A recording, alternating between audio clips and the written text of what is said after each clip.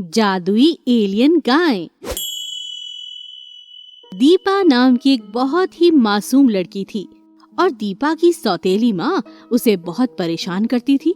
अरे दीपा के पापा, तुम्हें पता भी है ये लड़की भी इतनी शैतान है कि आए दिन घर के कुछ ना कुछ नुकसान कर बैठती है। चरण अनु की बातों में आकर हमेशा दीपा की पिटाई करता था। एक दिन भगवान के मंदिर में दीपा रोते रोते जाती है। मेरी अनु माँ मुझसे प्यार नहीं करती, मेरी मदद करो भगवान जी। उस रात दीपा की माँ अनु घर की गाय उसे मायके में जाकर बेच आती है और इल्जाम दीपा पर लगाती है। अरे दीपा के पापा, सुनते हो? इसकी वजह से हमारी गाय चोरी हो गई। ओहो, अब हम क्या करेंगे? अनु की बातों में आकर चरण दीपा की खूब पिटाई करता है और उसे घर से निकाल देता है। उसी दिन आसपास के सारे गांव और शहर में एक ही चर्चा रहती है। उसे ग्रह से कोई यान आया था और उसमें से कोई एलियन जमीन पर उतरा और वापस गया ही नहीं। चाचा, एलियन क्या होता है? बेटा, एलियन दूसरे ग्रह पर रहने वाले इंसान या जानवर होते हैं। वो हमसे अलग दिखते हैं। हम उन्हीं को ढूंढ रहे हैं। तुम संभल कर रहना। हे भगवान, मेरी मदद करो, मैं 2 दिन से भूखी हूँ। दीपा सो जाती है। अचानक उसके सामने एक एलियन गाय आती है। उठो दीपा, उठो। मैं भी तुम्हारी तरह मजबूर हूँ।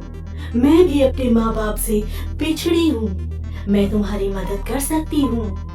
दीपा की आंखें खुलती हैं और देखती है कि सामने एक अजीब सी गाय खड़ी है।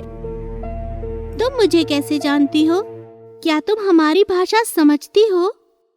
हम एलियन हैं। हम जहाँ भी जाते हैं वहाँ के माहौल को जानकर वहाँ की भाषा समझ लेते हैं। दूसरी दुनिया से मेरे माता पिता यान लेकर मुझे वापस लेने आएंगे।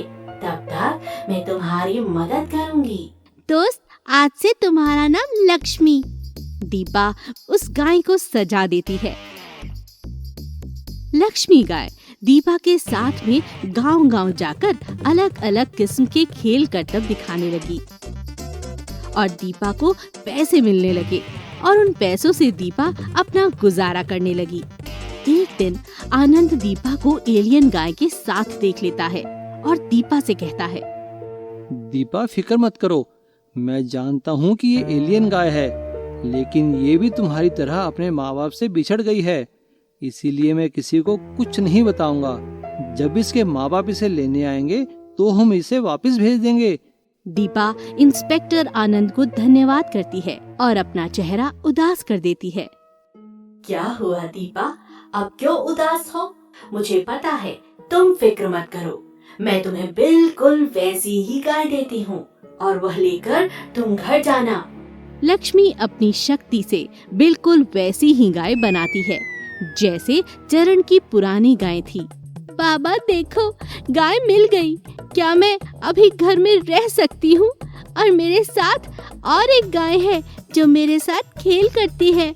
मुझे लोग खुश होकर पैसे देते हैं। अरे वाह, बहुत अच्छा हुआ हमारी गाय मिल गई। मुझे तो लगा था तुम्हारी वजह से चोरी हो गई है। मुझे माफ कर दो बेटा। तभी लक्ष्मी बोलने लगती है। अरे, ये गाय बोल रही है।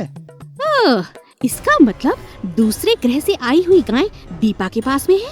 मैं अभी पुलिस को फोन करती हूँ, मुझे बहुत सारा इनाम मिलेगा। तभी लक्ष्मी अनु को जोर से लात मारती है और वो जाकर आंगन में गिर जाती है। सुनो चरण, तुम्हारी बेटी ने चोरी नहीं की थी। तुम्हारी गाय है। तुम्हारी पत्नी अनु ने अपने मायके में बेची थी और उसने ढेर सारे पैसे कमाए थे। हर बार यह ऐसा ही करती है और तुम्हारी बेटी पर नाम आता है और तुम्हारी समझ में नहीं आता। मुझे माफ कर दो गौमाता। मैं अनु की बातों में आ गया था। अब अनु को सजा मिल गई है। मैं वादा करता हूँ अनु अब ऐसा नहीं करेगी। वो अपनी बेटी की तरह दीपा को पालेगी। मुझे माफ कर दो। मुझे माफ कर दो दीपा, मैं तुम्हारी गुनहगार हूँ। मैंने तुम्हें सौतेला समझा। दीपा, तुम्हें मैं यह घड़ी देकर जा रही हूँ। इससे तुम्हें जब जब तकलीफ होगी तुम यह बटन दबा देना, मैं तुम्हारे सामने आ जाऊंगी और तुम्हारी रक्षा करूंगी। अब मुझे सिग्नल आ रहे हैं, मेरे माता पिता मुझे लेने आ रहे हैं, मुझे जाना होगा, मुझे जंगल की तरफ ले चलो। दीपा रोते रोते लक्ष्मी को विदा करती है। यान में बैठकर लक्ष्मी निकल जाती है,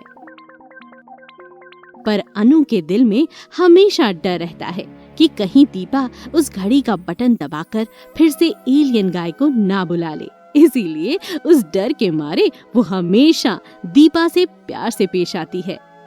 हमारा दिल अगर सच्चा हो तो सारी दुनिया हमसे प्यार करती है।